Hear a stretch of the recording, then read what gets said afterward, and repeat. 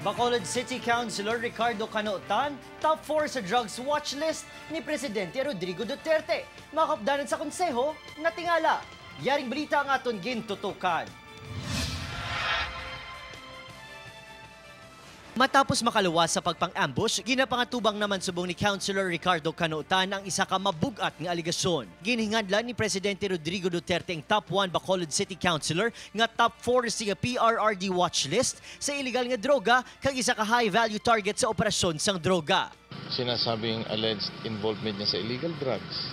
So yung mga issues na yun ang dapat namin imbestigahan kung makakakuha kami ng ebidensya at saka mga witnesses, testimonial evidence, mas magkakaroon kami ng linaw dun sa dahilan kung bakit nagkaroon ng ambush sa kanya. Nakaluwasitan sa ambush upod ang iyang nga asawa. Sanggin paulanan sang bala samtang nagabiyahe pauli halin sa ilang resort sa Talisay City. Pag-ako ni Chief Superintendent Bulalakaw, mahina ang investigasyon bangod sa madamo nga anggulo nga ila ginasundan. Maluwas kay Tan, may gintumod man nga isa ka drug pusher kag anay Pulisi Duterte sa speech nga lunsay taga La Carlota City.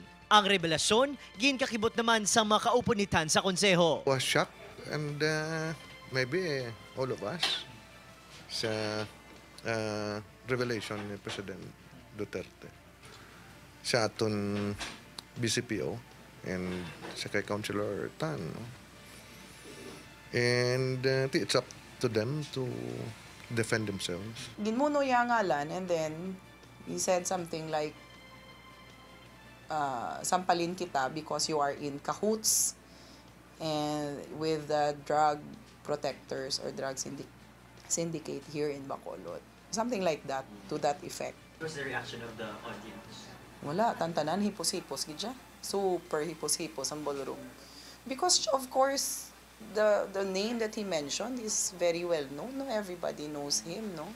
Si Tan ang ginapaabot pa nga magpagawa sa official statement matapos ang kontrobersyal nga deklarasyon sa presidente. Upod si Reynald Castillo, Adrian Prietos. 1 Western Visayas.